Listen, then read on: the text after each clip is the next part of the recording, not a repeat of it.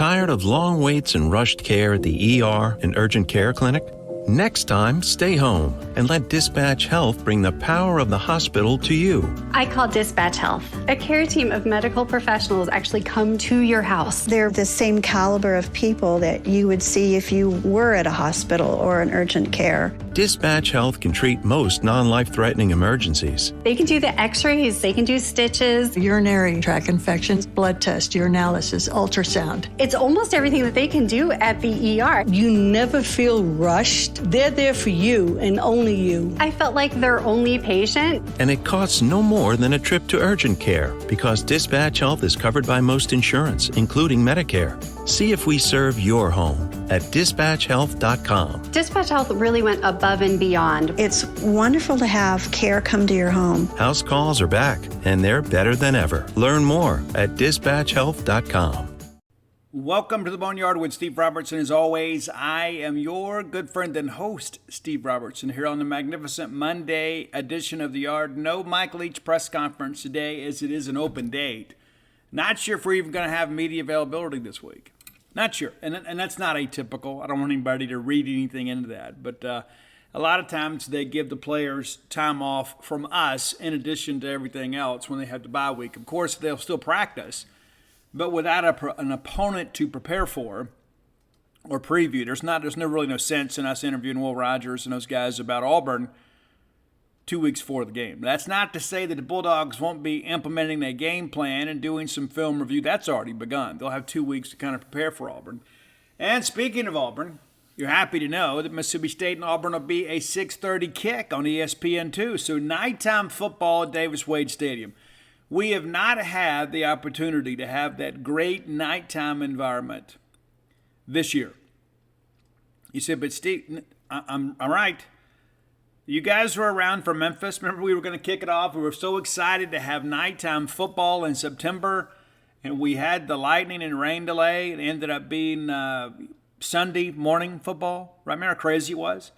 And even though we won that ball game and played pretty well, it wasn't a great atmosphere when the game got going again, because many of you left. And that's not any way being critical. It's just the reality of life.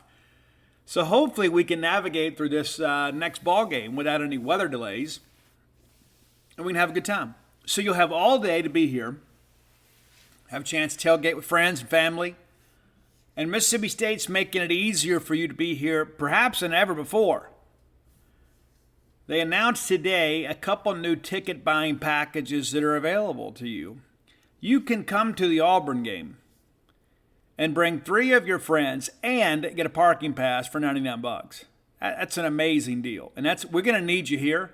And I think, again, it shows the administration's doing what they need to do to get people here. So 4 tickets and a parking pass for $99 to watch the Bulldogs play Auburn on Saturday night.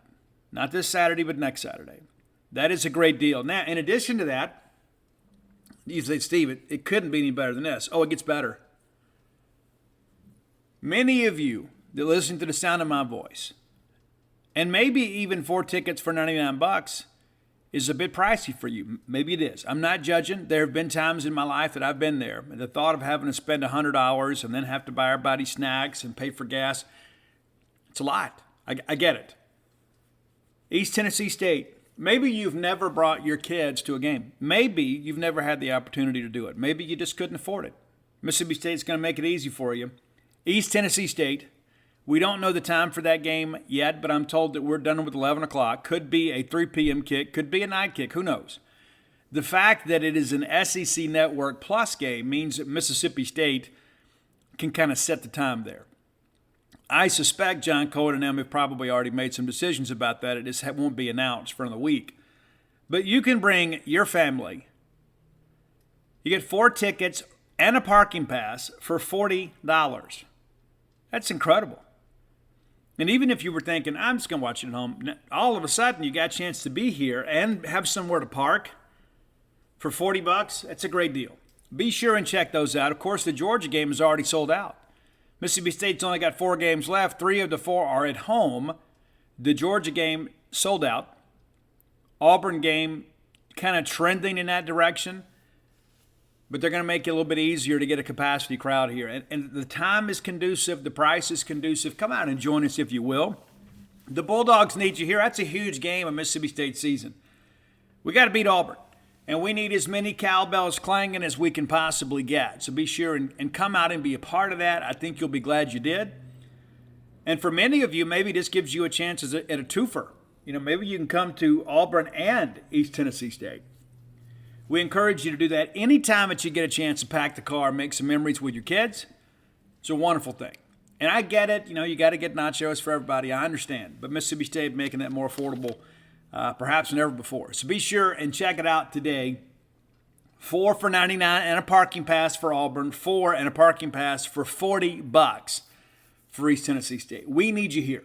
The Bulldogs need you here. Let's thank our friends at Bulldog Burger Company. I might do Bulldog Burger Company for dinner. I might. I've been on the road a little bit here as of late. You know how it is when you get home sometimes. You don't want to run back to town or whatever. Kind of getting a hankering for some Bulldog Burger Company. And it's one of those cravings that only Bulldog Burger Company can cure, right? Sometimes you think, hey, man, I kind of feel like I want a casserole or I want to get a brisket sandwich. And a hot dog is not going to satisfy that. Sometimes I just want to sit down and have that great restaurant quality hamburger and those fabulous fries from Bulldog Burger Company. I can't get that anywhere else. And neither can you. But you can get it at one of 3 great locations. University Drive here in Star Vegas with that great new patio area. Be sure and come check it out today. Gloucester Street there in Tupelo, and of course Lake Harbor Drive in the Ridgeland Flowwood area. Be sure and go check them out. You'll be glad you did. Get the spring rolls as your appetizer. They will make you better looking. It's in writing now, and if it's in writing, it's got to be true. Get that chocolate shake to go. That's a nice benefit right there. A lot of places you want to have a dessert, but you don't want to hang around for it. Yeah, I'd say when maybe you're about 10 minutes left in your meal, maybe let your server know, hey, we're going to get a chocolate shake to go. And then you can take dessert with you. How about that? That is a great benefit. Most people can't provide that. Bulldog Burger Company can. Be sure and go check them out today. Bulldog Burger Company, the place where people go to meet, M-E-A-T. All right, let's talk about this Alabama game. Listen, I'm not going to have a pity party here. I told you guys my feelings. Yes, we're 5-3. Yes, we're 5-3. No, I didn't expect to beat Alabama. This is about where I thought we'd be, but with more information available to me, it's not where I hoped we'd be. I hoped we'd be 6-2. Because I've said for a year now we'll beat Kentucky. We didn't. And I still contend to you that Kentucky beat us. LSU, we beat ourselves. Kentucky beat us. And then you see what LSU did this weekend, and you begin to realize we were fortunate to get them early, and we didn't take advantage. But I'm not going to relive that. We're going to talk about this Alabama game. Interesting game in some respects, but the outcome I don't think was ever really in question. I do think State came out to win the game, though. I think when you look at the decisions to go for it on 4th down, some of the play calling, I think State came to win the game. I don't think Mike Leach ever thought, well, let's go there and just try to keep it close. I don't believe that. It didn't work out for us, but I don't believe that was our mentality.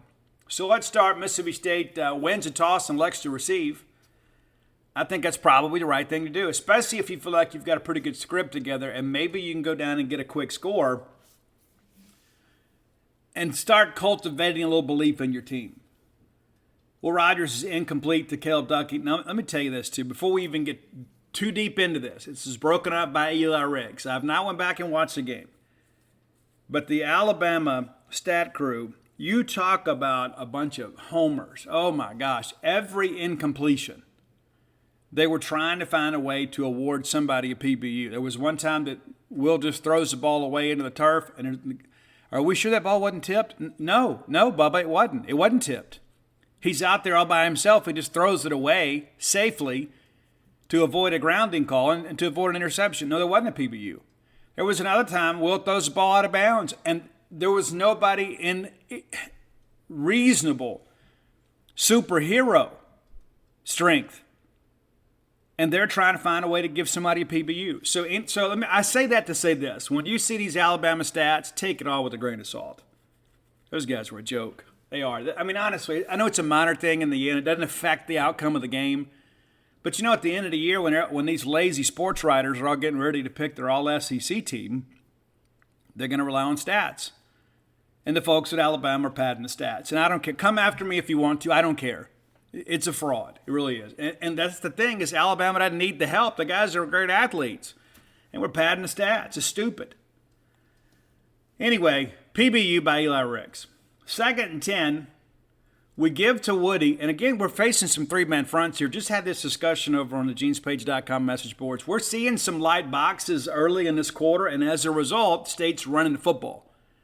Alabama adjusts, walk a guy down, forces throw the football a little bit more. But we had some success running the football earlier. And I thought it said a little bit about Leach here to say, hey, you know what, Woody, in my offensive line, Dollar Bill, I know you're about 80%.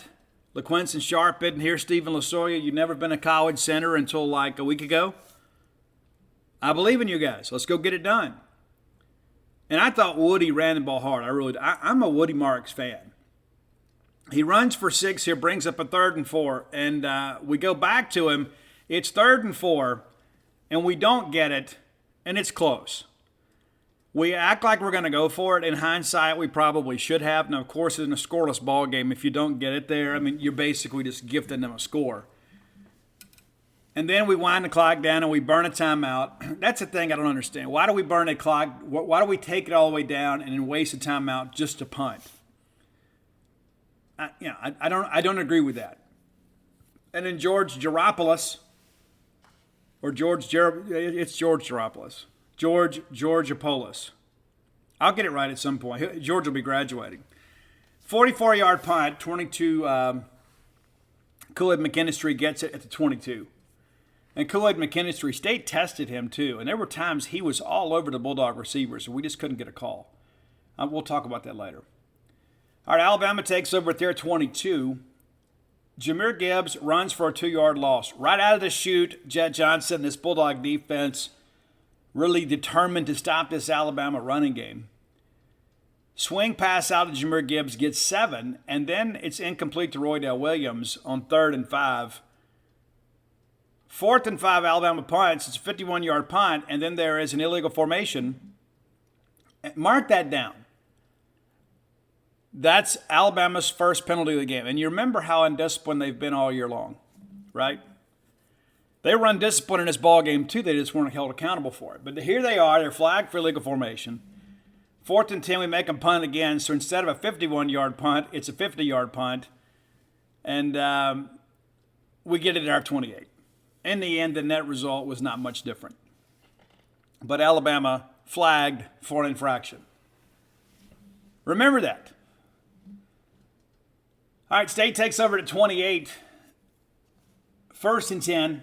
We go to Woody. Again, we're seeing a light box. As a result, Will checking into the running play.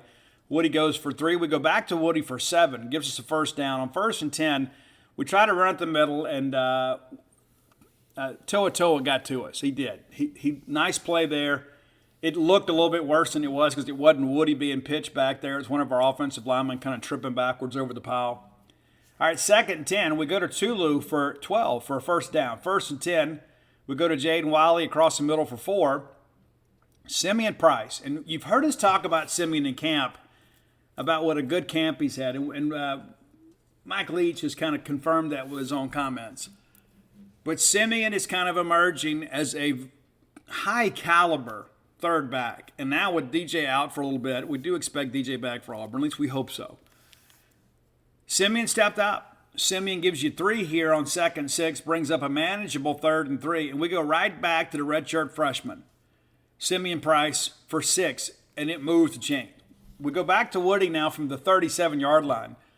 We run left for 1. Then we're complete to Austin Williams, gives us a first down at the Alabama 22. Right now I'm thinking we're going to put this ball in the end zone. Incomplete to Tulu. They credit Kool-Aid McKinstry for a PBU here. I had to go back and look at it.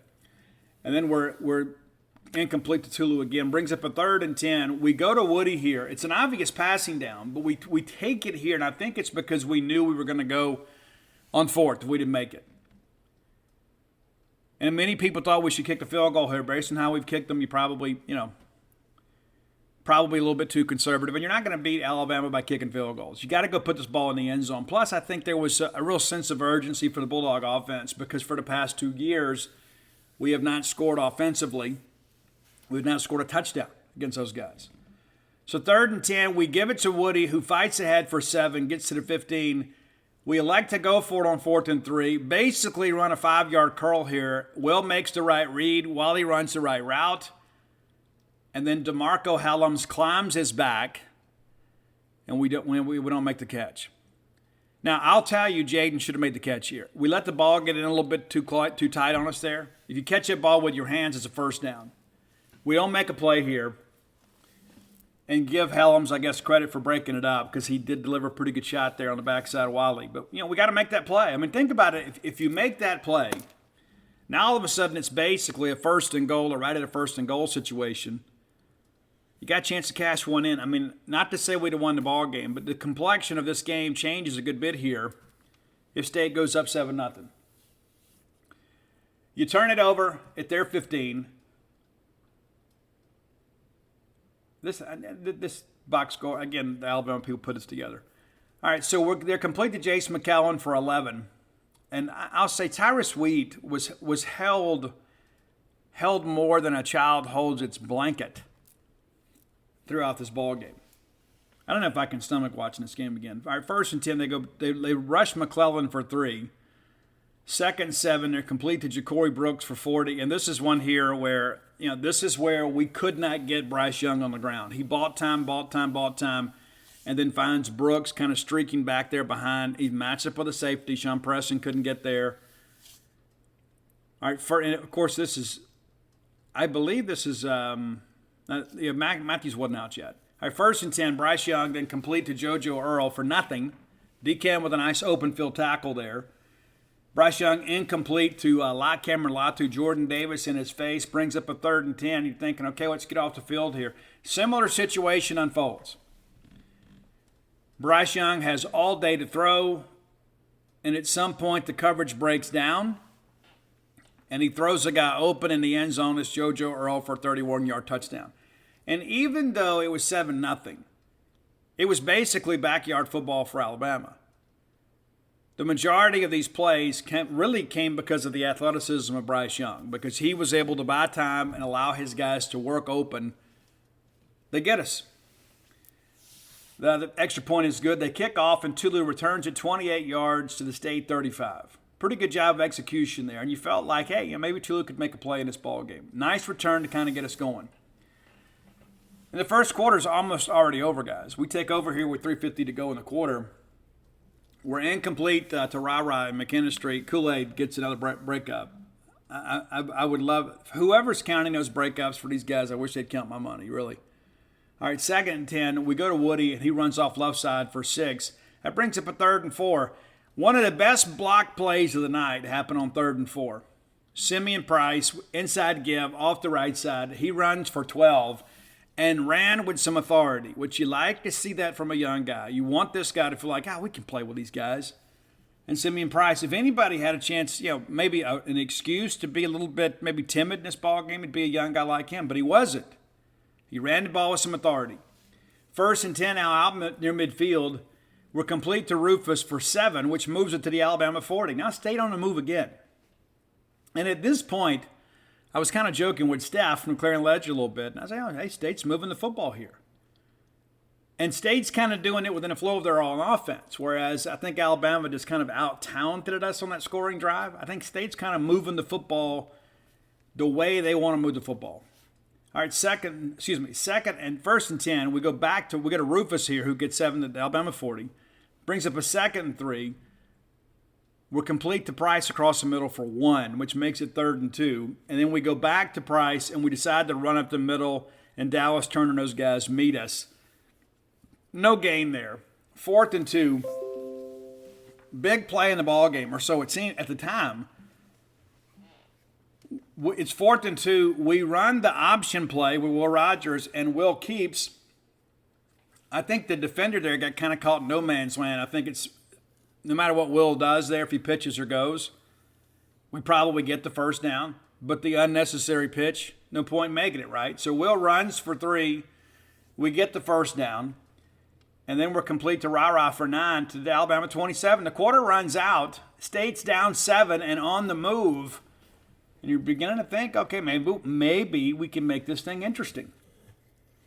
All right, on second one, we're incomplete to rah-rah, and I'm okay with this. On second one, you take a shot because you feel like you can get it on third down. We elect to pass on third down. We go towards rah-rah, and again, they say it's broken up by Kool-Aid McInistry. 4th and 1, we decide to go again, and this is one of those challenge your manhood type plays. We give it to Woody. He fights ahead for 2.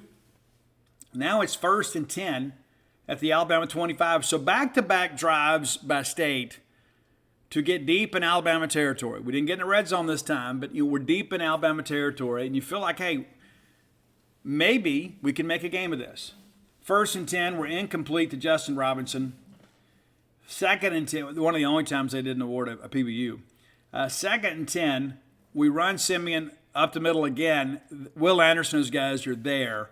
And again, they're adjusted here in the second quarter. They're adjusting their fronts. They're walking a guy down. They're not just going to sit in a 3-man front and let us run off tackle. Brings up a 3rd and 11, then we're incomplete to Rufus, and again broken up by Brian Branch. True or untrue, I have no clue. Because again, the stats do not necessarily reflect what actually happened in the game. 4th and 11, we try Massimo out there, and a 43-yard attempt is no good. You get something there. You feel somewhat rewarded, not just because of the fact that you don't have that big goose egg up there, but you've put together 2 successful drives and you haven't been able to finish. Alabama then comes right back down and scores. And at this point, I think we all kind of feel like the game is probably over. I mean, it's a shame to say that, but the way that State has been so anemic offensively against Nick Saban under Mike Leach, you kind of felt like 2 scores might do it. Bryce Young complete to Roydell Williams for 4. Brings up a 2nd and 6. A nice little pass play here to Ja'Cory Brooks, who gets 16, decam on the tackle. Ball's already out near midfield. 1st and 10, the Alabama 46. They flag us for roughing the passer. The ball is incomplete, and they flag us for roughing the passer on Jordan Davis. Now, this is not within the spirit of the rule. Now, the argument that I'll make, if you're Jordan Davis, don't shove him. Okay, don't shove him. Jordan kind of shoves him and then tries to grab him to keep him from falling down. And like a great actress, Bryce Young goes right down. Just falls right down on the play. They get the 15 yards. And, listen, it's going to be 3rd and 6. There's no guarantee we get off the field here. But 3rd and 6, it had been 2nd and 10. But 2nd and 10 compared to the 1st and 10 is a much different deal because, again, this puts the ball at the State 39. Or the 40. I'm lost here. My notes are lost. All right, 1st and 10, they run off right side with Gibbs. He gets 5. One of the biggest runs of the night for him. They also flag us for offsides. So they, rather than take the play, they take the penalty. So it nullifies the gain there. It makes it 1st and 5 from our 34. And then we're incomplete. And guess what? They tagged Jackie Matthews. Now, this was a textbook call. It was absolutely the right call.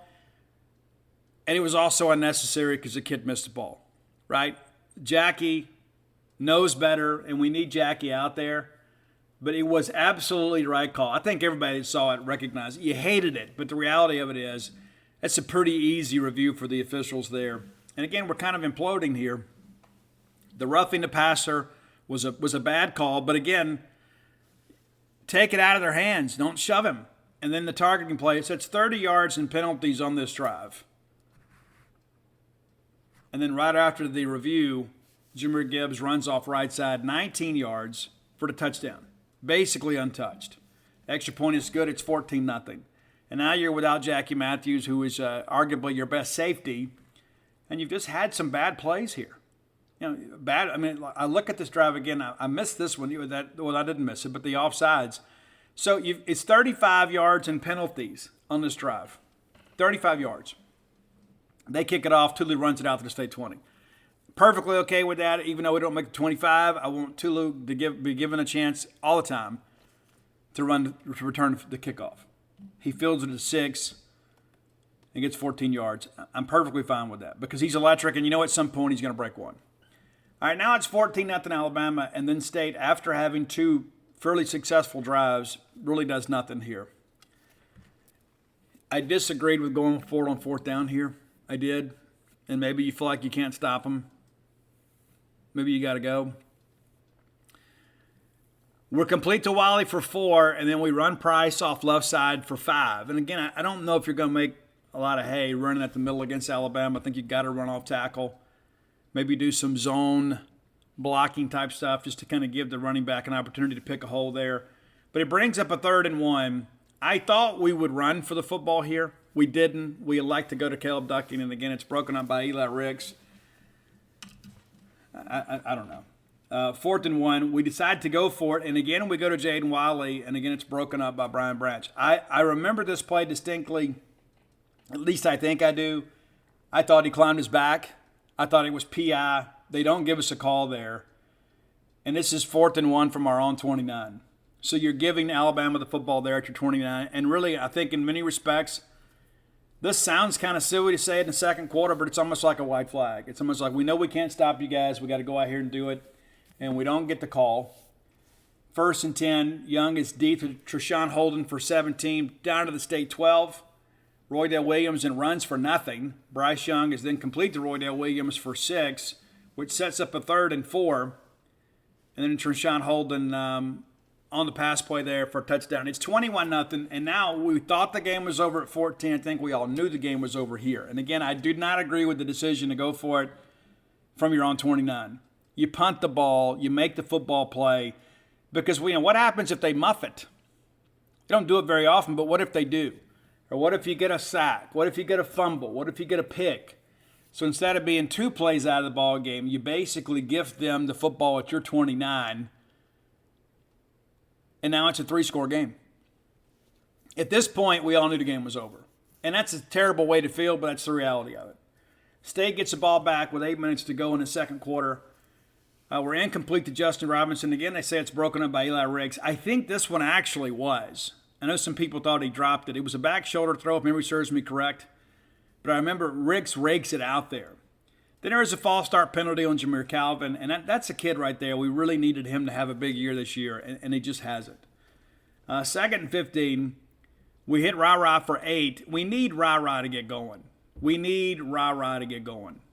Ra-Ra is a guy that's capable of playing against Alabama, against LSU, against Tennessee, against Georgia. We need Ra-Ra to play up to his potential. 3rd and 7, we try to go back to Ra-Ra. Can't quite get there. Will Anderson credited with a hurry on the play. And then Archer Trafford comes through, 60-yard punt. Big-time punt here to the Alabama 12. Even the homers behind me with the stat crew were impressed. It's a great effort by Archer Trafford.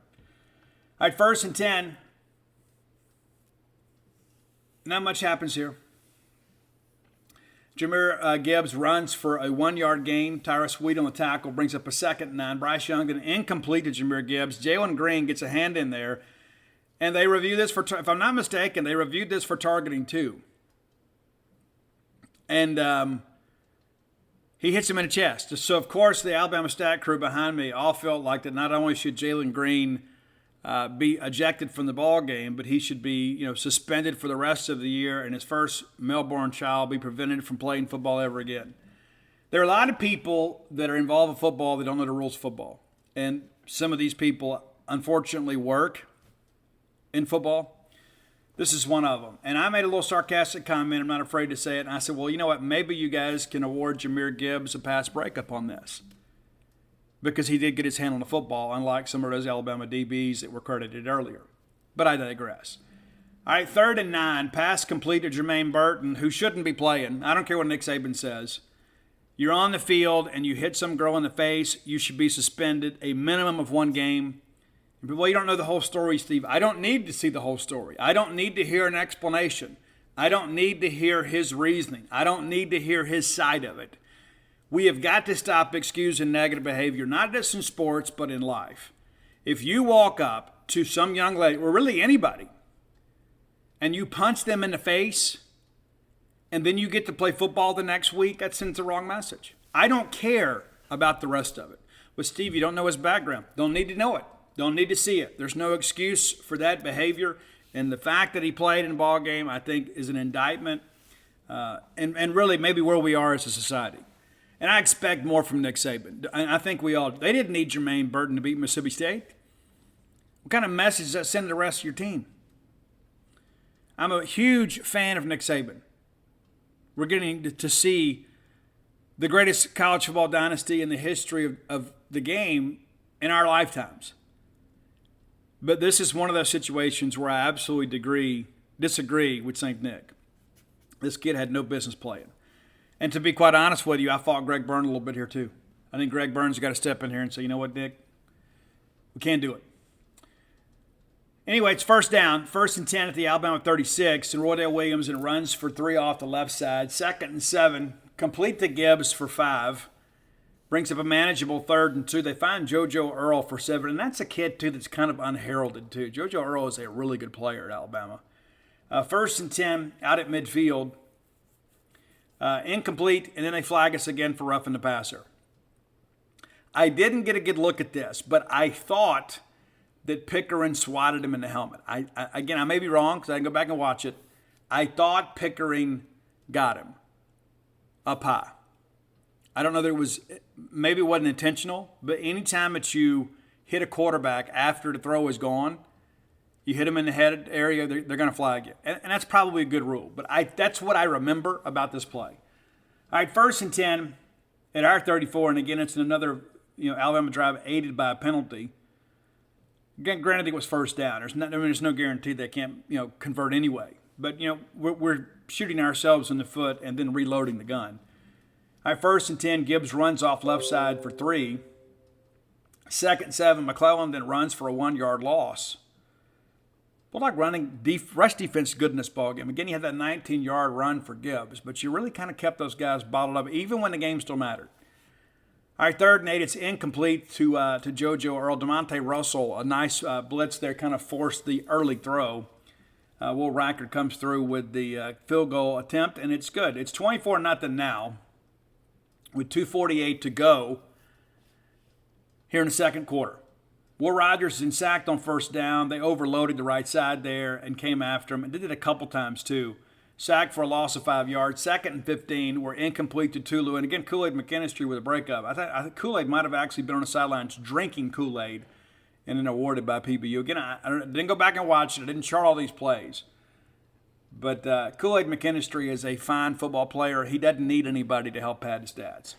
All right, 3rd and 15, Will Rogers incomplete then. And Bama blitz nearly gets home there. And then as great as Archer Trafford's previous punt was, this one was equally as horrible. 16 yards. Absolutely shanked to the MSU 45-yard line.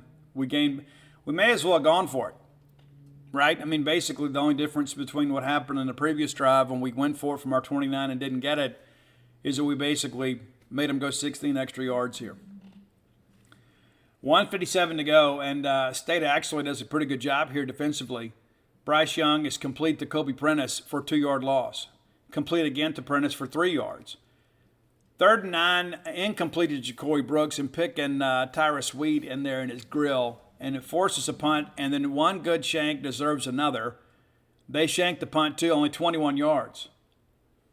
State takes over to 23 with 1:06 to go. We actually put a decent drive here together.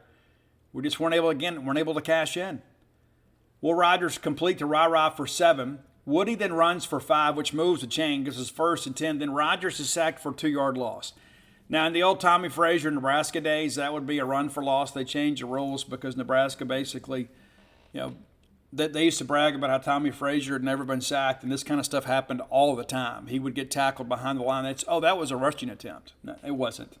Everything was a rushing attempt in a triple option. Then they'd roll him out there and give him the run-pass option, and if he ever got sacked, they'd say, you just ran for negative yards. Stupid.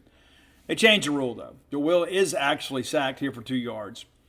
Timeout State with 20 seconds to go. When we're incomplete to Justin, and nobody awarded a PBU here, so congratulations on that. 3rd and 2, we're complete to Austin Williams. Big throw, big catch, big play by the offensive line. Gives us a 1st down at the Alabama 46. We spike the football, and then we're complete to Ra for 7. We call timeout, 3 seconds to go, and maybe we're going to take a heave for the end zone here, but instead we get sacked. And I believe they brought 4 here. I think they showed 3 and brought 4. And they sack us. It's 24-0. Really the only question at this point, having to hire new employees sometimes is the absolute worst. right? We've all been there. If you've got your own small business, I mean, you're trusting your livelihood, you're trusting your baby, your blood, sweat, and tears with somebody perhaps you don't know very well. That's why you got to be 100% certain you have access to the best qualified candidates available. You got to check out LinkedIn Jobs. LinkedIn Jobs helps find the right people for your team faster and for free. How cool is that? There have been times in the past I've made hiring decisions when I was desperate for an employee. It's been nice to have had a partner to help me screen through some of this and make sure that I get people that fit the specific skill set I'm looking for. It's so easy to go make a free ad today at LinkedIn. Maybe you should. Then add your job and the purple hashtag hiring frame to your LinkedIn profile to spread the word you're hiring. Simple tools like screening questions make it much easier to focus on candidates with just the right skills and experience so you can quickly prioritize who you'd like to actually meet, interview, and ultimately hire. It's important to have the right team. It's why every small business rates LinkedIn Jobs #1 in delivering quality hires versus their leading competitors. LinkedIn Jobs helps you find the qualified candidates you want to talk to faster than ever before. Post your job for free at linkedin.com/boneyard. That's linkedin.com/boneyard to post your job for free. Some terms and conditions may apply. Having to hire a new employee sometimes is the absolute worst, right? We've all been there. If you've got your own small business, I mean, you're trusting your livelihood, you're trusting your baby, your blood, sweat, and tears with somebody perhaps you don't know very well. That's why you got to be 100% certain you have access to the best qualified candidates available. You got to check out LinkedIn Jobs. LinkedIn Jobs helps find the right people for your team faster and for free. How cool is that? There have been times in the past I've made hiring decisions when I was desperate for an employee. It's been nice to have had a partner to help me screen through some of this and make sure that I get people that fit the specific skill set I'm looking for. It's so easy to go make a free ad today at LinkedIn. Maybe you should. Then add your job and the purple hashtag hiring frame to your LinkedIn profile to spread the word you're hiring. Simple tools like screening questions make it much easier to focus on candidates with just the right skills and experience so you can quickly prioritize who you'd like to actually meet, interview, and ultimately hire. It's important to have the right team. It's why every small business rates LinkedIn Jobs #1 in delivering quality hires versus their leading competitors. LinkedIn Jobs helps you find the qualified candidates you want to talk to faster than ever before. Post your job for free at linkedin.com/boneyard. That's linkedin.com/boneyard to post your job for free. Some terms and conditions may apply. Is we're going to score?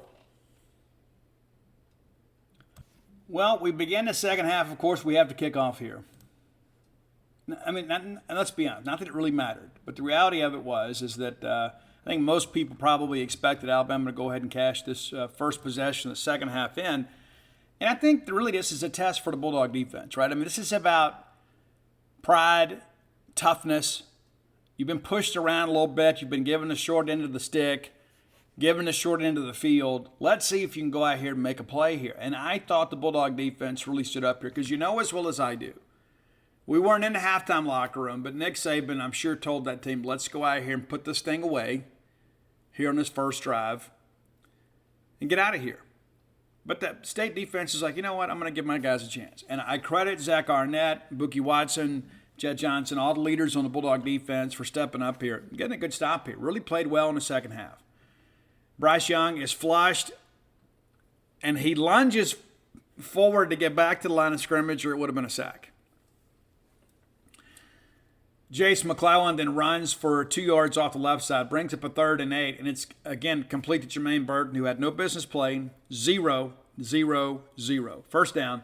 All right, 1st and 10, Jace McClellan then runs off left side for 3. That's the thing about this Bama team, right? They just have so many talented backs. They just kind of come at you in waves. And they give those guys some carries over the course of their careers as young guys and really develop them. So when their time comes, they're ready to go. All right, 2nd and 7, incomplete to Jermaine Burton, again, who had no business playing college football this past Saturday. 3rd and 7, it's incomplete to Cameron Latu. Probably a catch he should have made. 4th and 7, and we don't credit a state guy for PBU here. 4th and 7, they punt. This 34 yards. It's inside the 20. So State takes over. So again, a nice early response by the Bulldog defense. And yes, it's a 24-0 ball game. It is. But I thought the defense came out and played like it was nothing. State takes over, of course, at our 19. We're incomplete to Rufus. Malachi Moore credited with a pass break up there. We're complete to Caleb Ducking for 6, which makes it 3rd and 4.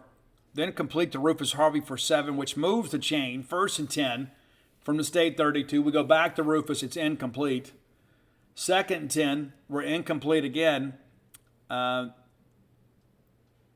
which makes it 3rd and 10. 3rd and 10, we are complete to Tulu for 12. First down. And I'm glad that he caught it, because if he hadn't, they would have credited Kool-Aid McInnes Jr. with another PBU. All right, 1st and 10 from the 44. We hit Austin Williams. And I like the fact that we're coming out with a little sense of urgency here. Again, we haven't quit. 1st and 10 now from the Alabama 45. We're complete to Rufus for 5, which gets it down to the Alabama 40. And then Will Rogers is sacked, gets us behind the chains. And again, we could quit right here. It's 3rd and 13. We could say, you know what, we're done. Instead, Will hits Justin Robinson for 19, who gets the ball inside the Alabama 30. Now it's 1st and 10. We go to Simeon, and they get him for a 2-yard loss here. 2nd and 12, and we're incomplete to Tulu. On 3rd and 12, we're incomplete to Justin Robinson. Eli Ricks credited with the PBU here. And on 4th and 12, we go for it again. But again, we got off rhythm here. We get behind the chains. We run the football, trying to run up the middle here. Doesn't work out for. And again, you got Dollar Bill in there that's about 80%. And Stephen Lasoria got. I mean, again, it's not being critical of them. It just kind of is what it is against one of the best fronts in college football. And we get behind the chains. We don't connect on 2nd and 12 because you get anything there and brings up a more manageable 3rd down. You know you're going to go for it here, and we don't convert. But again, another sustained drive. And another drive we don't finish. And against Alabama, you got to finish. Alabama takes over with 8:06 to go. They run right for Jahmyr Gibbs. Again, one of his only big carries. I think he only had 2 double-digit carries in the game. This is one of them. 1st and 10, they go back to him on a pass play for 13. And again, when you look at what Jahmyr Gibbs has done in Alabama, you kind of understand why Jeff Collins got fired. I mean, honestly, if you have this guy at your disposal and you can't win more than 3 games, it's coaching. All right, 1st and 10, incomplete to Jahmyr Gibbs here. 2nd and 10, they go to Isaiah Bond for 8. Sean Preston with a nice lick there. 3rd and 2, Chase McClellan runs off right side for the 1st down. 1st and 10, Bryce Young is sacked for a 9-yard loss. Bookie Watson gets free there. And we brought 2 rushers off the edge to tackle, had to pick one. Either one of them was going to get there. And then on 2nd and 19, we get to him again. Randy Charlton with a sack fumble, and Bryce Young and those guys get right back on it. But again, I think it says a lot about your defense. Yes, the game is decided, but our defense is not playing as such. I thought we really played with some intensity. My hope is we can build from here, because I thought our defense showed some real, intensity here in the second half. The defense played hard. 3rd and 15, they try to check it down, and Jordan Davis in his face. 3 consecutive plays where the Bulldog pass rush gets to Bryce Young. 36-yard punt is out at the State 10. And we're just not getting anything done on offense here. Will Rogers is in complete to Jaden Wiley for 5. We're complete to Woody for nothing. And then we hit Justin Robinson, but it's broken up again. It may not have been. I don't know. It's broken up again. 4th and 5, George Geropoulos with the 42-yard punt. Kool-Aid fair catches it. I assume it was Kool-Aid. It could have been somebody else. You can't trust these statistics. At the Bama 43. Another good possession by your defense. Bryce Young incomplete to Ja'Cory Brooks. Jahmyr Gibbs runs for 2 yards, brings up a 3rd and 8, and then incomplete to JoJo Earl. And again, State played with some juice here. 41-yard punt, and then we muff it. And we had this discussion earlier. People were like, well, I don't understand why everybody was so hard on Austin Williams and not really so hard on Xavier Thomas. And I'll tell you why. There are 2 reasons why. Number one, Austin Williams, a 6-year guy, muffed a punt at the 10-yard line in a game that State was leading. We're leading 13-7 at that point. It effectively got LSU back in the ball game. This game was over. This is also a true freshman out there. And should he have muffed it? Absolutely not. I'm not going to in any way excuse the mistake. But the reason Thomas didn't get so rightly criticized is because this game was already over. And, due to his experience, you expect some up and down, and I don't think Xavier's done a poor job. And I'm an Austin Williams fan. And I think Austin Williams will tell you, there's a reason why. When you muff one inside the 10 in a one-possession game, and you muff one when you're down 4 scores, it's a much different deal. Or 3 scores, I guess, at this point. So Alabama takes over. And again, the defense just kind of refuses to yield here. Bryce Young completed Jahmyr Gibbs for 8, which gets it inside the state 10. And then Jahmyr Gibbs rushed for a loss of 5 yards here. Jed Johnson, a nice play here. They flag us for offsides.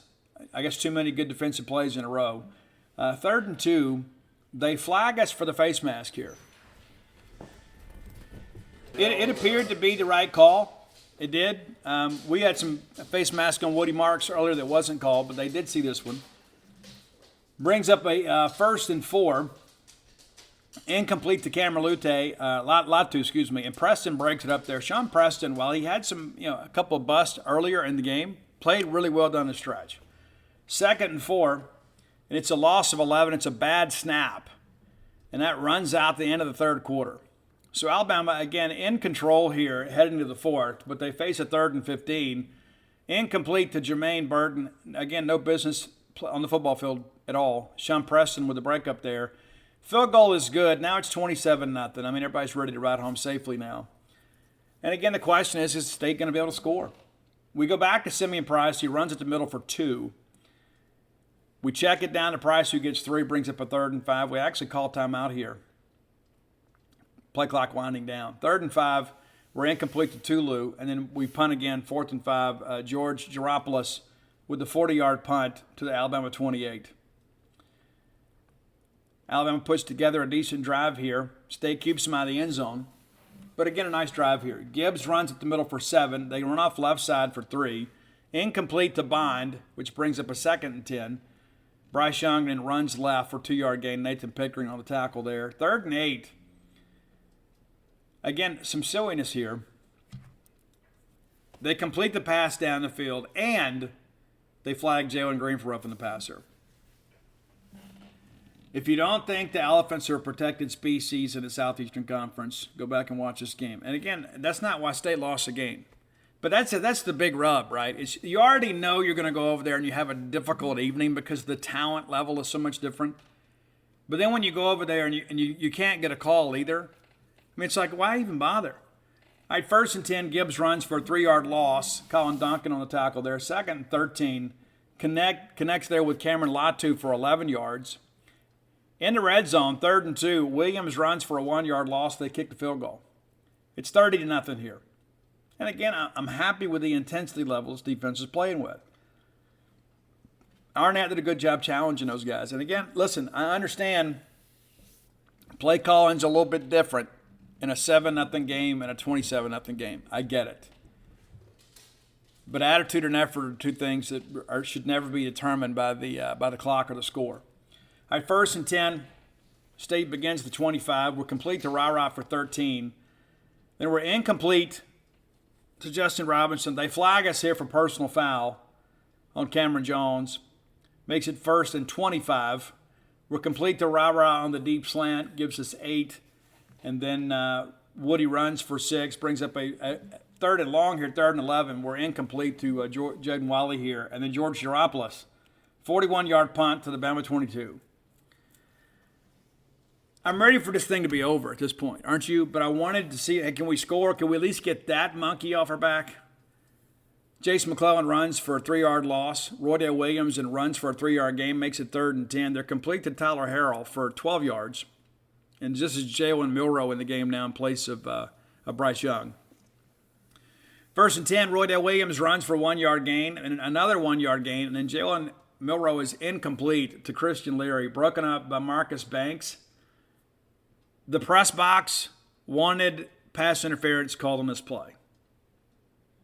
Maybe it's because it was Marcus Banks, or maybe because there's a sense of entitlement. I don't know. They wanted a flag. Anytime State did anything, there had to be a flag. There's no way that a guy from Mississippi State can make a play. All right, so State takes over here. This is your last offensive possession for either team. And granted, you got your first team offense in. there's a lot of first-team defenders out here still for Alabama. Not a lot. They were kind of substituting some, but they still had some guys out here. They had some dudes. We're playing against 11 students from the student section. All right, Will is then complete to Caleb for 5, and Henry To'oto'o with the tackle. Second 5, Rufus Harvey. We'll go to him. Jordan Battle on the breakup there, allegedly. Third and 5, we're incomplete to Rah-Rah. On fourth and 5, we go for it. We hit Rufus Harvey. And it just seemed to me at this point, we weren't just ready to get it over. I think we wanted to go put a ball in the end zone. First and 10 from the state 39. We're complete to Rufus for 5. He gets out of bounds. Good decision by him. Woody then runs for 6, which moves the chains and stops the clock. We're out at midfield. We run Woody again, which I thought was interesting. Nothing against Woody, but due to the down and distance and the time left in the ball game, I don't know why we're running there. All right, second and 10, we're incomplete to Caleb Ducky. On third and 10, we're incomplete to Rah-Rah. Malachi Moore, again, allegedly credited with the breakup. Brings up a fourth and 10. We go for it and we get it. And believe it or not, they flagged Kool-Aid McKinstry for pass interference, but Rah-Rah had it either way. I guess it's a safe penalty. When the state guy catches the football, you're safe to go ahead and throw the flag. Oh, there's pass interference. If Rah-Rah hadn't made the catch here, I wonder if that flag gets thrown. I wonder. All right, first and 10. Will Rogers complete to Rah-Rah for 20. Now we're inside the red zone again. State calls timeout. Late in this possession, too, Nick Saban, you've seen the video out there. I know that some people are crediting Nick for coaching hard. He was coaching the officials. Didn't work out, though. No huddle. Simeon Price then runs for 9 yards to the Alabama 8, brings up a second. 1 clock is running here. And we end up getting flagged for delay of the game after an incompletion. And these are things they just drive me crazy. It's second 1. We're incomplete to Jameer Calvin. And then on third and 1, we get a delay of the game. How can you get a delay of the game at this point? You're in hurry up. How do you get a delay of the game? Third and 6, we're completed Simeon Price for 9. Now it's a first and goal with Alabama 4. And again, the clock's winding down here. We're incomplete, and then they flag us for pass interference. They flag them for pass interference. And this is when Nick Saban loses it on the sidelines. And people are like, oh, look how he's still coaching to the very end. Give me a break. Are you kidding me? Give me a break. All right, so first and 2, we go to Rah-Rah, and I thought he got in, and maybe he didn't. But why wouldn't you review this? Well, you see, the game's over. Okay, cool. Well, we don't get that courtesy. It never happens to us. I mean, do you not recall the ball game here a couple weeks ago where they kept flagging? When the game is decided, it's crazy. But anyway, they don't review it. We have to hurry up and go. And we give it to Woody, who gets into the end zone, and the curse is broken, right? Not the big one. But we have finally scored an offensive touchdown in the air raid against the University of Alabama. Real quick, let's look at the numbers here. Not much to speak of, to be quite honest with you, with either team. You see these numbers, and you would think, man, pretty good competitive game. And it wasn't. We lost by 24 points. Alabama, 21 first downs. State with 20. State runs for 62 yards. Alabama runs for 29. Alabama averaged 1.1 yards a carry. And a lot of those carries in the early part of the ball game, State defense all over them. Alabama throws for 261 yards. State for 231. When it's all said and done, State outgains them 293 to 290. And I point that out for the stat nerds out there. People are like, oh, we gave up all these yards to A&M and Arkansas. The only thing that matters is points. We outgained them. We outrushed them. And we lost. It in no way whatsoever does it diminish the loss. Right? It didn't make it any easier to deal with. You want to feel even better? We actually had better punting average too. Does it make it easier to deal with? The only thing that matters is points. How many points did you score? Oh, yeah? Well, how many did they score? Well, wasn't enough? Okay, you lost. Will Rogers, 30 of 60 for 231. Not a good night. Sacked 4 times. Bryce Young, 21 of 35 for 249. Decent night. Sacked twice. Jahmyr Gibbs from Alabama, 10 carries for 37 yards. And, of course, the long of 19 on the touchdown. Outside of that, 9 carries for 18, so 2 yards an average. And outside of that, Alabama did nothing running the football. Nothing. Jace McClellan, 6 for 9. Roydell Williams, 6 for 7. You're looking for a silver lining, maybe that's it. Woody Marks ran 13 times for 53 yards and a touchdown, averaged 4.1 yards a carry. Simeon Price, 8 for 36, averaged 4.5. Receiving, Rara Thomas, 8 catches for 73 yards. We need Rara to be explosive. Austin Williams, 3 for 46. Rufus, 5 for 34. Tulu, 2 for 24. Justin Robinson, 1 for 19. We'd really like to see him more involved. Defensive numbers real quick here. Boogie Watson led us with 10 tackles. Ty Wheat with 7. Sean Preston with 5. Jet Johnson with 5. DeCam with 4. Emmanuel Forbes with 4. Deshaun Page with 4. Also had 2 tackles for loss. I looked at these numbers, and it's amazing. Like, Alabama was credited with 15 pass breakups. 15. And maybe that's changed. Let's see here. Let's do the math here. 2, 3, 7, 9. No, it hadn't changed. Eli Ricks credited with 4. Cloyd McIndustry credited with 4. And these quarterback hurries, I don't even care to look at all that. But my point being, is State lost a football game to a better team.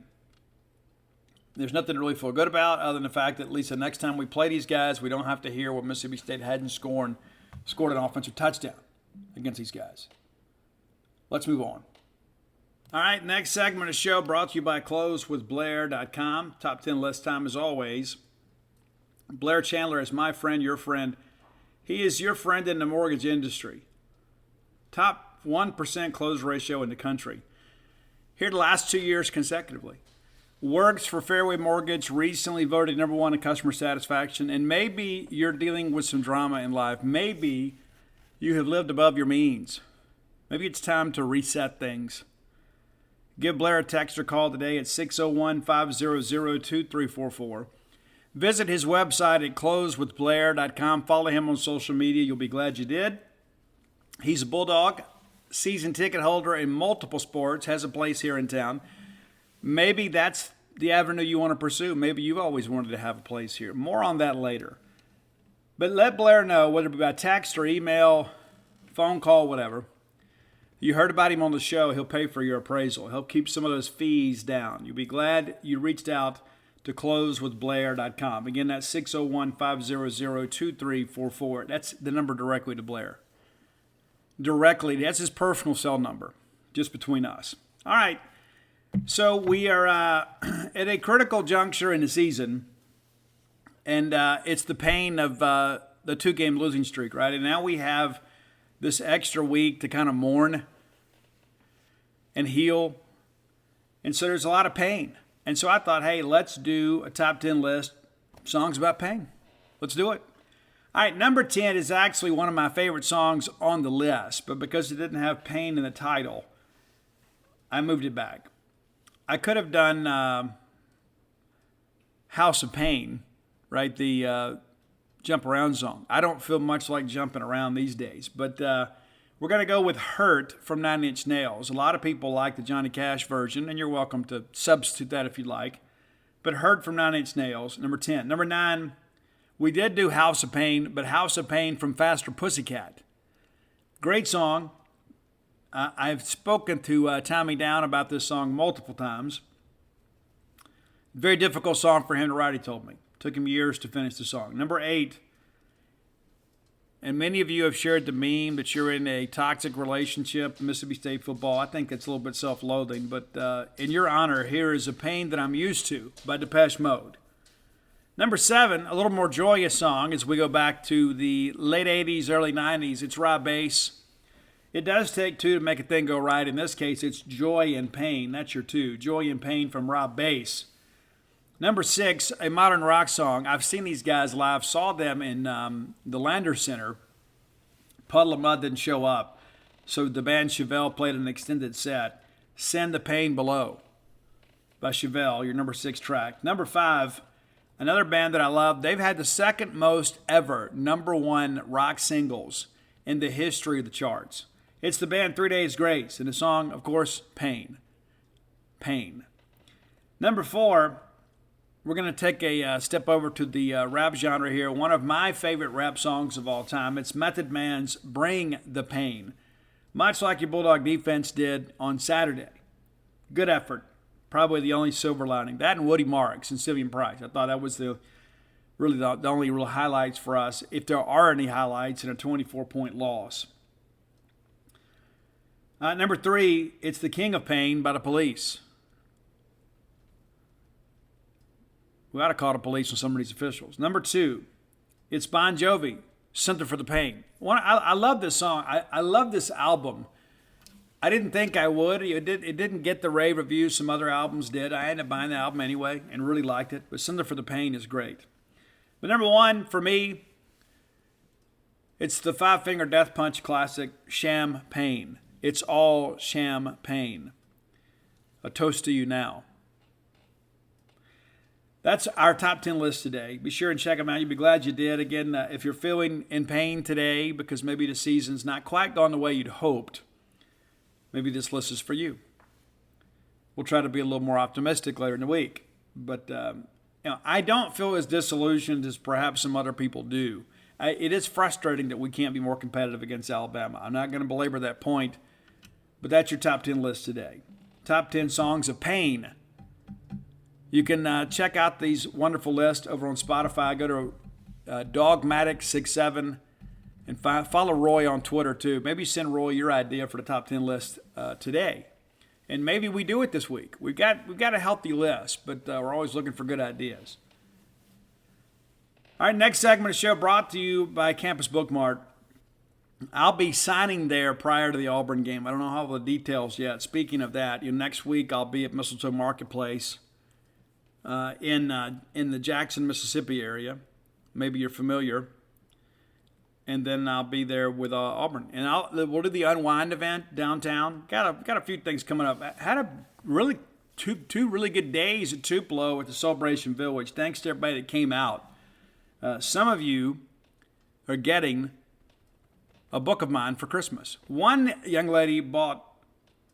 We sold out of Flim Flam. When I left, we had 1 Villains left, 1 Alpha Dogs, a couple of cases of Dogpile, and a handful of Bloomsville Yander. We did sell out of Flim Flam, and I suspect they sold Villains and Alpha Dogs before they left. But some of you are getting those books for Christmas. I won't tell you who. But Campus Bookmart, I love them. They will love you too. They'll love you back. Campus Bookmart, a great place to do business. When you're in town, go by and see their smiling faces, conveniently located just off campus. If you can't make it to town, visit them on the World Wide Web at campusbookmart.net and use promo code BSR, which stands for Beautiful Steve Robertson. That gets you free shipping on all orders over $75. Shipping costs have gone up. The threshold for free shipping has gone up, but you're going to spend $75 plus anyway. All right, let's look at the SEC weekend review. Tennessee Martin. Guys, this game was over with basically as soon as it started. Tennessee really playing well. It was 21-7 after 1 and then 52-7 at the break. And then UT Martin wins the second half 17-13. But a 65-24 final. Another good game for Hendon Hooker, 18 of 24, 276 yards, and 3 touchdowns. They even got Milton in the game too. How about that? They ended up playing 4 quarterbacks in the game. Pretty crazy. And Jalen Hyatt, big game for him, 7 catches, 174 yards, 2 touchdowns, along of 66. So Tennessee continues to roll on. Ole Miss at LSU. Now, I told you guys that I expected Ole Miss to take their first loss this past weekend. They did. It didn't feel like it in the first quarter, did it? I watched this game last night. Ole Miss comes out, and again, we've talked about this on the show and on the genespage.com message boards. You got to give Lane Kiffin and his crew some credit. They script out the first couple drives really well. And that running game, even without Zach Evans, was really good. They get up to a 14-3 lead. And then the next thing you know, it's a 20-17 game at the break. Ole Miss with a late field goal to pull back ahead. And from there, it's all LSU. LSU outscores them 28-0 in the second half. I did some research earlier today kind of talking about that. Ole Miss scores 7 against Troy in the second half, 3 against Kentucky in the second half. They're shut out by Tulsa and LSU in the second half. As great as they have been scripting plays early, They have not been strong in the second half. A couple of games they have been, give a little credit, but in some of these games that have been a little more competitive, they have struggled in the second half after teams have made adjustments. So big win for LSU, 45-20. Ole Miss was ranked in the top 10. They are no longer. Vanderbilt gives it a game. I lost the pick because I thought Missouri would win and cover, but Vanderbilt makes it a game. They lose 17-14, probably the last reasonable expectation for Vanderbilt. They're now 3-5. Missouri now 3-4. They win. It's a 17-0 game at the half, and Vanderbilt comes back with 2 touchdowns in the second half to make a game of it, but were unable to get any closer. But with 4 minutes to go in the game, it's an 80-yard touchdown pass from Mike Wright to Gamarian Carter to make it 14-17, and no closer. Good job by Missouri kind of salting that game away. I don't think either team will win a game the rest of the way. And, Mississippi State, of course, loses to Alabama. Kind of a crazy one out there, and I missed the pick. I said I thought the Aggies would win. South Carolina gets a big lead early on in this ball game and jumps out to a 17-3 lead. What do you say for Beamer ball there? And then A&M scores 11 points there in the second quarter to make it a 17-14 game. Now all of a sudden you think, okay, it sets up for an exciting second half. It was an exciting second half. Both teams score a touchdown there in the third quarter. So South Carolina enters the fourth with the lead and really a chance to kind of nurse this thing away. They get a nice drive and then finish it off with a Marshawn Lloyd 4-yard plunge to make it 30-21. The extra point is blocked. And then A&M kicks a field goal to kind of stay in it late. But for all intents and purposes, the game ended on that touchdown. They put together a long drive, kicked the field goal, don't get anything else out of it. Spencer Rattler just 12 of 25 in the ball game for 168 yards. Haynes King 17 of 32 for 178, a touchdown and a pick. And then Wegman comes in 8 of 15 for 91. Devin Achane ran for 99 yards. He's going to be big this weekend against Ole Miss, to say the least. Be awfully interesting to see how Ole Miss defenses Texas A&M. Let's take a quick peek ahead at what the schedule looks like. We'll of course preview it in its entirety, with a little more in depth on Friday's show. But you have Arkansas and Auburn. That's going to be interesting.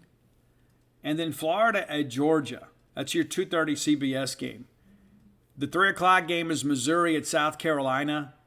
Kentucky is at Tennessee, and then Ole Miss at A&M. So a good weekend for us not to play, because we're going to get some really good football to watch. I don't know where I'm going to watch, but I will probably start watching football as soon as my eyes open on Saturday morning and watch it until it's all said and done. But I think this could be an interesting week for the road teams in the league. I really do.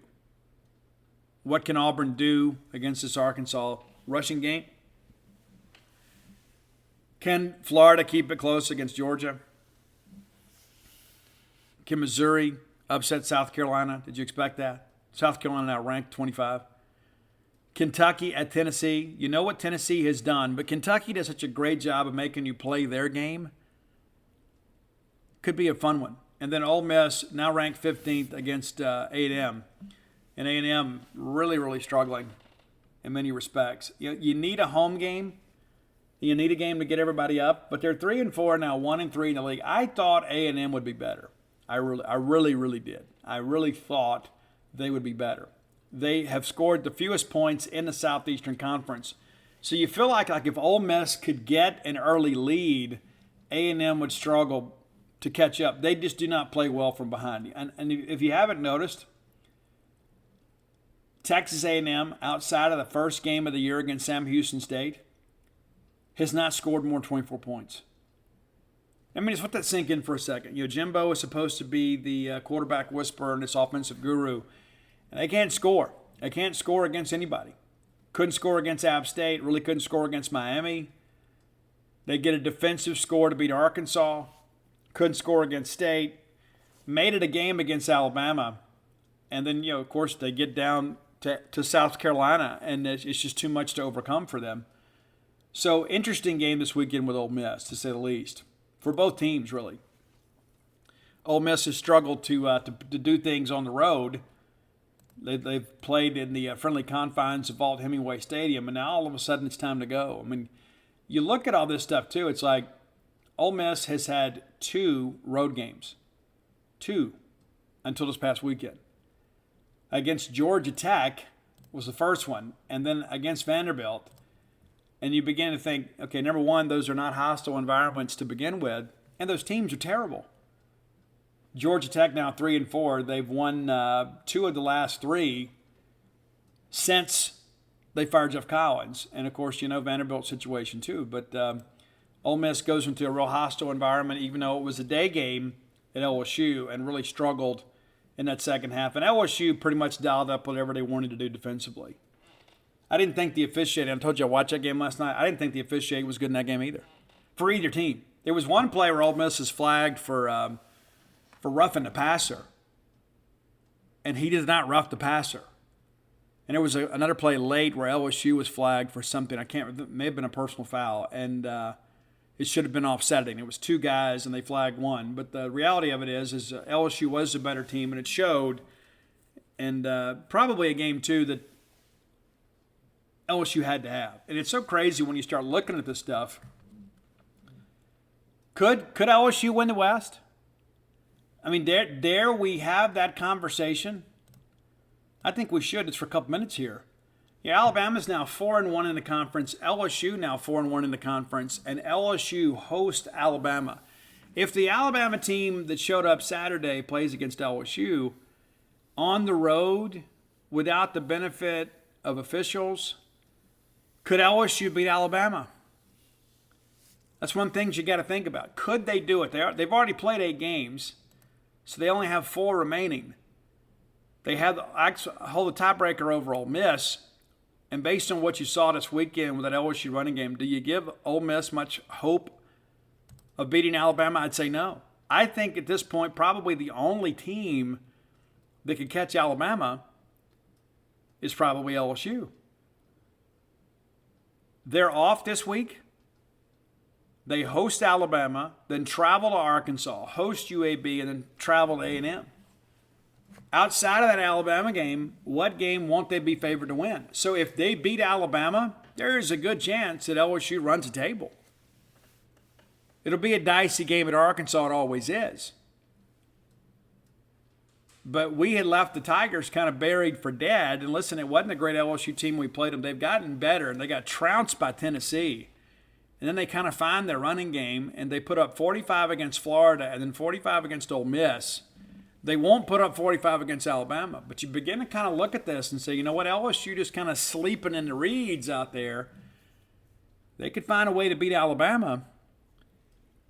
They could be in Atlanta.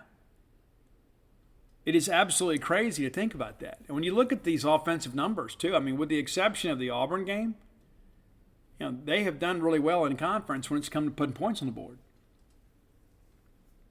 And Tennessee, obviously. But you kind of get my point, is that when they get that ground game going, they're difficult to beat. And that's how it was for us. It took them 3 quarters to get it going. But once they finally got going, they were able to put us away. You know, State obviously, played well enough to lead for 3 quarters and just couldn't finish the deal. But is it now beyond the realm of possibility to think that LSU could win the West? I think when you look at the way the schedules go, it certainly favors the Tigers over the Tide. Alabama, of course, has to travel to LSU, then travel to Ole Miss. They should win that game, but let's be honest, it'll be rocking. It will be. And then they get Austin Peay and then the Iron Bowl, and you never know what's going to happen there. But I would say that the schedule certainly favors LSU. I don't think there's any question about it. Just got to find a way. Got to find a way for LSU to make this thing awfully interesting. And, of course, now Arkansas, Auburn, and A&M, now all 1-3 in the conference. And you start thinking about the bowl pecking order in the West. Obviously, State needs to win 2 more football games. We've got 4 left. And we'll talk about that a little bit more in the show. But when you start looking at this stuff, you begin to realize, as bad as it feels to have 2 losses in a row, and State still has some difficult games ahead, State should finish in the top 5 in the West, if not a little bit better, when it's all said and done, get a decent bowl game somewhere. But I'm still holding out hope for an 8-win season. And maybe that's a thin hope, but I'm still holding out for that. All right, final segment of the show brought to you by our friends at Portico. You know the friends at Portico? They're Bulldogs too, and they're trying to make Starkville an even better place to live. Brooks Bryan is my friend. He is your friend. He is a friend of Mississippi State, a friend of Starkville. Grew up just down the road in Philadelphia, Mississippi. So he knows us. He's one of us. Give Brooks a call or text today at 601-416-8075. Again, 601-416-8075 to get more information about Portico. You can start with a 2-bedroom, 2-bath and go all the way up to a 4-bedroom, 4-bath.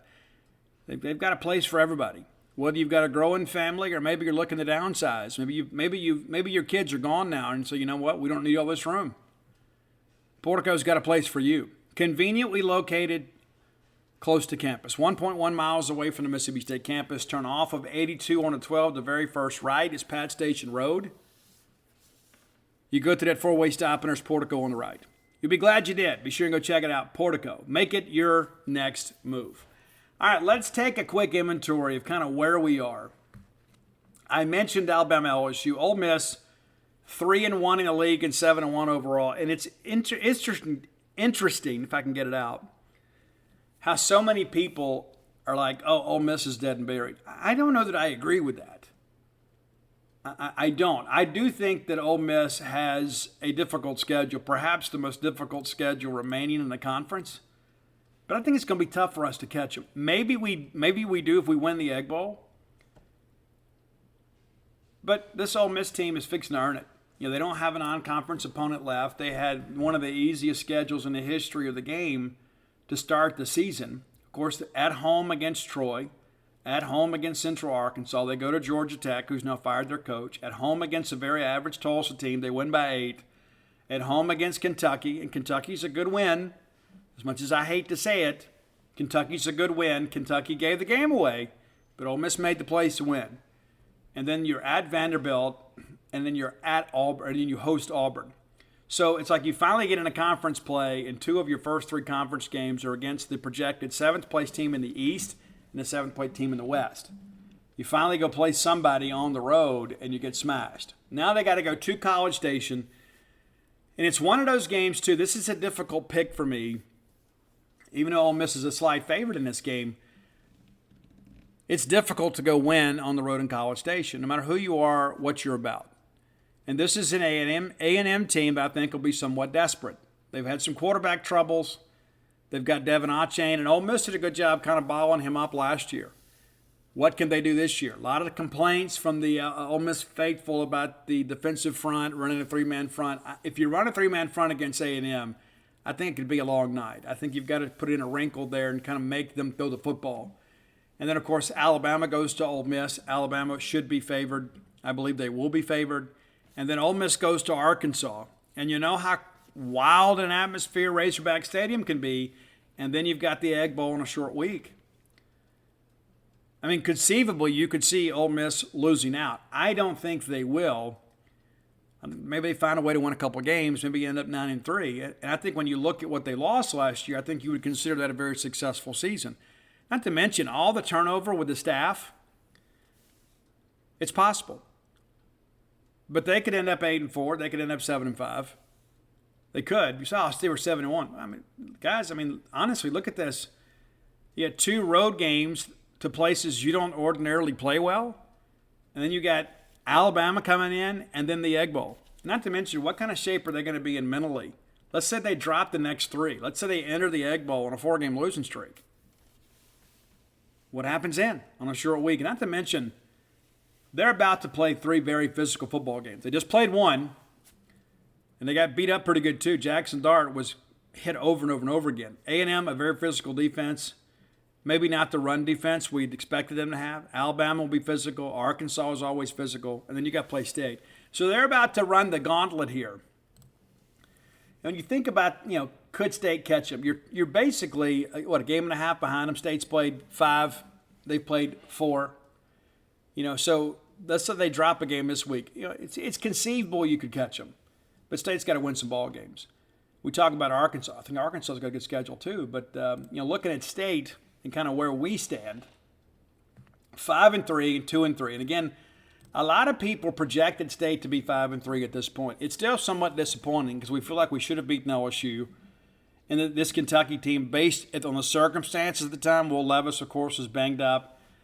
They rode the running game, and we're a team that takes a lot of pride in stopping the run. As you saw, we did a great job against Alabama. Do you think Kentucky's running game is better than Alabama's?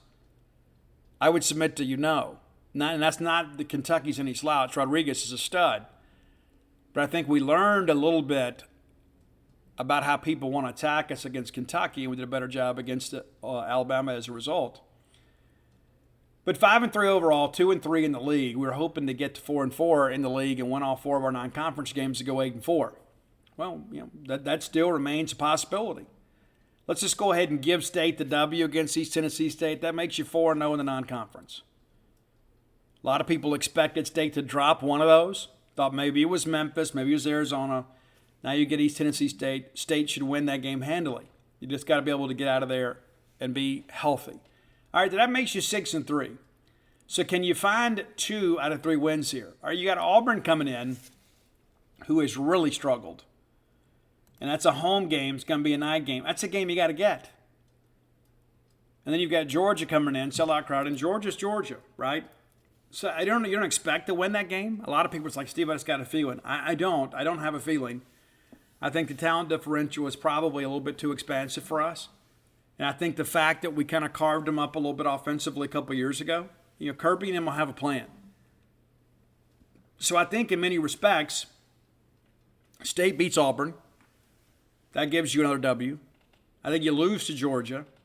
You beat East Tennessee State. All right, that makes you 7-4 going into the Golden Egg. So I think the 8-4, and honestly, based on that murderer's row that Ole Miss is looking at, this game could ultimately determine who gets a better ball game. And again, to be fair to Ole Miss, if they took a step back and won 8 games this year after winning 10 last year, after what they lost, you'd say, you know what, okay. And I understand they invested a lot of money in the portal, but the reality of it is this could boil down to kind of an all the marbles type game between State and Ole Miss. A lot of people have suggested that Ole Miss has kind of seized control of the state. Well, I don't know that I agree with that. I think a lot of that is because State's schedule has been more difficult to date than Ole Miss, and so now it kind of flips a little bit. Not in any respect that State's going to get Central Arkansas or Troy, but at least you still have that FCS win in your pocket, and that comes on the short week, right? The week before you play Ole Miss. Hopefully you'll be able to rest some starters, save some wear and tear on some guys as they have the quick turnaround. And then that same weekend, Ole Miss is playing at Arkansas. That's going to be a physical ball game. It always is. It likely always will be. And so I think you're looking at a situation now where both teams likely enter that game with identical records. Could be. I'm just saying. I'm just saying you could have 2 7-4 teams heading to Oxford. And so what happens then if State wins and Ole Miss loses and State finishes higher in the standings? Or, let's say Ole Miss rolls into that ball game, with an 8-3 record. And then State wins. Well, then by virtue of the tiebreaker, State would have the higher standing in the bowl pecking order. You have the same record, and then all of a sudden, Mississippi State's trajectory is going up. A lot of people, they're just way ahead of us. A lot of football left to be played. I think that's important to understand. And this Ole Miss ground game is impressive. How can you not? You look at this Judkins kid. Everybody thought it was going to be all Zach Evans. The Judkins kid's been outstanding. Probably going to be a freshman All-American. The kid looks very polished, and a lot of people passed on this kid. And give Ole Miss and Lane Kiffin and those guys credit for identifying him. But I think when you look at this could be the last month of this season. I think in many respects is going to bring State and Ole Miss a whole lot closer together than people realize. A whole lot closer together, and we kind of start projecting for other teams, kind of how the standings are going to go. You look at this Auburn team. I mean, 3-4 and 1-3 in the league. They host Arkansas, and Arkansas should win that game. They travel to Mississippi State. State should win that game. You got A&M at Auburn. Who knows, right? And then Western Kentucky at Auburn. Auburn should win that game, and then Auburn travels to Alabama. But, again, you're 3-4 right now. Can they get 3 wins out of these last 5? I don't think so. I don't think they can. And the media, I think, got this right when they picked them. Let's say they get Western Kentucky, which is not a sure thing, especially considering that's a week before the Iron Bowl. But you got to find a way to get 3 wins here. And you've got to play 4 SEC West teams. So they're going to have to do something they haven't done all season, and that's consistently compete with SEC Western opponents. Remember, their only win was a 17-14 gift from Missouri. So, yeah, State should win that game. I think Arkansas can be the meat tenderizer for us. I think they'll beat Auburn up a little bit. Then they have to go on the road again. And so I think if you have to call it today, I think you have to say Auburn is probably a 5-7 team. At best. And that's assuming they win the toss-up with A&M. So that has Auburn behind Mississippi State in the bowl pecking order. Arkansas, I think, is interesting, as we kind of discussed last week. They could get hot here late. And I think they could be in a situation where they pass Mississippi State in the standings because of the fact most of the games that matter to them are at home. Arkansas is at Auburn off a bye week. I say Arkansas to win, and Liberty's at Arkansas. That's a win. LSU is at Arkansas. That is probably the game that matters most. And then Ole Miss is at Arkansas. And, Ole Miss benefits a little bit, too, from Arkansas playing a very physical LSU team. And then Arkansas is at Missouri to close it out. So the schedule very advantageous for Arkansas. You like them. I do. I like Arkansas. And I think, I think they've already had their midseason swoon, right? They were to talk college football for a while. But, they're 4-3 now with 5 to play. Let's say they get Auburn, they get Liberty. Let's say they lose to LSU, beat Ole Miss, and beat Missouri. Now all of a sudden you look up and these guys, hey, things aren't so bad. I mean, you think right now maybe they're an 8-4 team. I think that's fair. And because State's beaten them, you should get the better ball game. Depends on how things close out. But again, Arkansas, I think, in a position to make a move up the standings. And then, of course, you got A&M. We've talked about them. What's their position in the West at 3-4? Well, you can do no better than 8-4, right? So there's a good chance these guys finish behind Mississippi State in the standings too. And so I think worst case for State is you're 5th in the West. But there's a good chance the State's going to be, 4th in the West. But I begin to kind of run through this stuff here.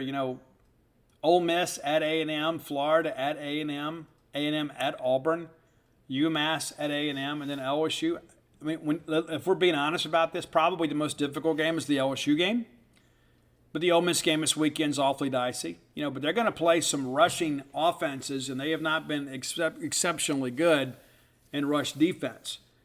But when you start running the numbers here and you start thinking they're 3-4, can they get 3 of these 5? It's an interesting question, right? What happens in College Station if they're not bowl eligible? You got to find a way to get 3. I mean, you're not bowl eligible. You're looking up at a losing season. The good thing for those guys is they get 4 of these 5 at home.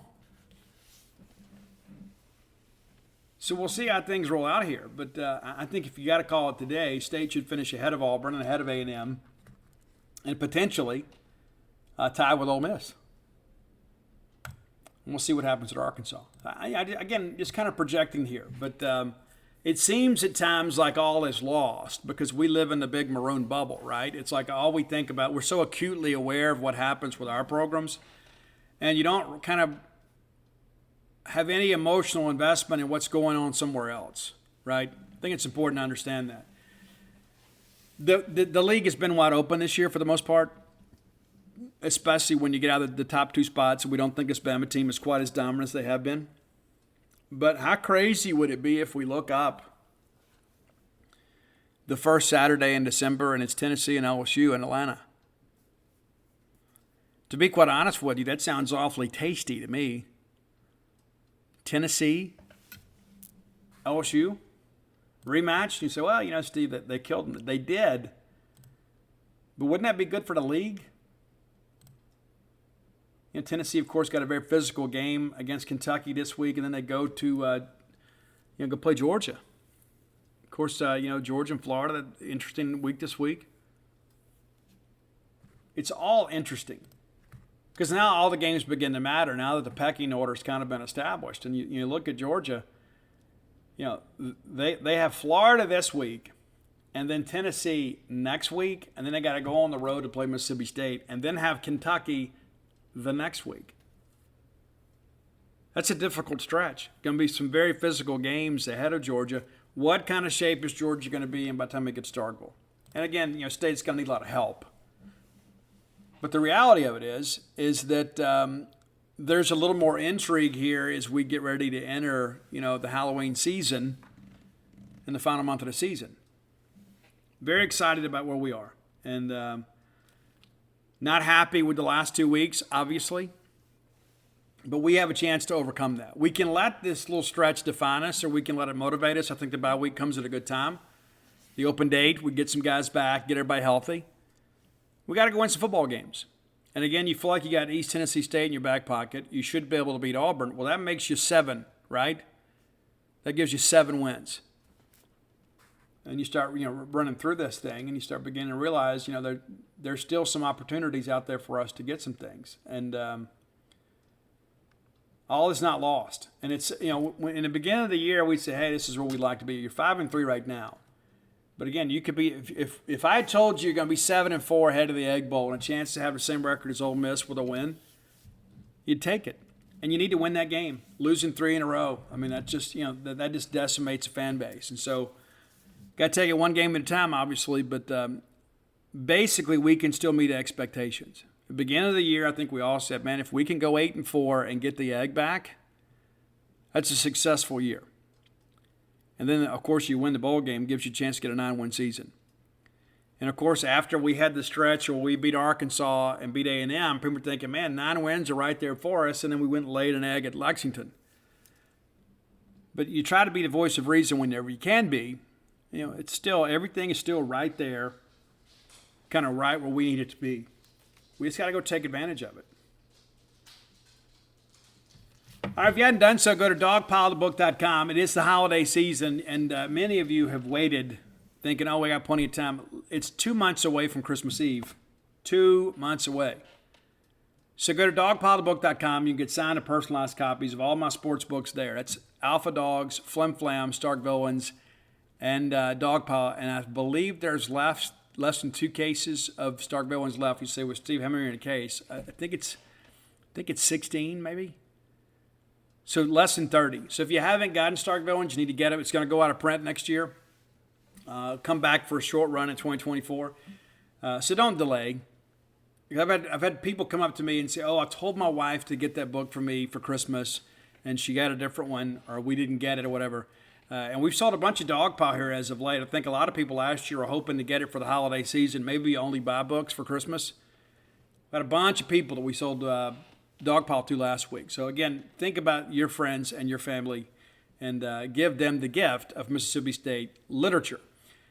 Also had a good run here as of late on Stark Villain shirts. Go to starkvillains.com. We had a young lady, as I shared with you, wore her shirt to class, and everybody wants to know where to get one. starkvillains.com. And at least once a week, I have somebody say, Steve, where do I get the shirt? starkvillains.com. Be sure and check it out today. Available in a multitude of colors and combinations. Well, that's it for today, and hopefully we'll have a good week, and we can get into Wednesday. And, it's probably a good opportunity for the Bulldog family to take a deep breath, right? Take a deep breath, and let's take an inventory of where we are, where we're trying to get. And, of course, you got that big game with Georgia coming up there that many people penciled in as a loss at the beginning of the year. But the reality of it is we got a lot of football left to play. We still have an opportunity to build on last year. And listen, we got to have Will Rogers and the wide receivers play a little bit better. Everybody sees that. We all know this. The week off will be good for them. Let them rest mentally, and let's get ready to go beat Auburn here a week from Saturday. Until next time, let's all live our lives in a way we make more friends than enemies, and people can see a difference in the way we live. Membership fees apply after free trial. Cancel anytime. Can I be real for a second? That goal you have to exercise and eat better, you really can do it, but nobody is going to do it for you. And nobody has to, because you can do it if you have the right tools and a community that cares about helping you get results. And that's us, Beachbody. It's as convenient as your TV or laptop, but you need to decide that you're worth it. Let us help you succeed. Here's how. Go to beachbody.com to claim your free membership and start feeling great. You can't get much for $5 these days. Unless you go to Wendy's for a $5 Biggie Bag. Get your choice of double stack, junior bacon cheeseburger, or crispy chicken BLT. Plus 4-piece nugs, fries, and a drink. All for just $5. You got that bag. You got that Biggie Bag. You got that bag. That was smooth, wasn't it? That's how you're going to feel when you get that Biggie Bag at Wendy's. U.S. price and participation may vary. Includes 4-piece nuggets, small soft drink, and small fry. Prices may be higher in Alaska and Hawaii.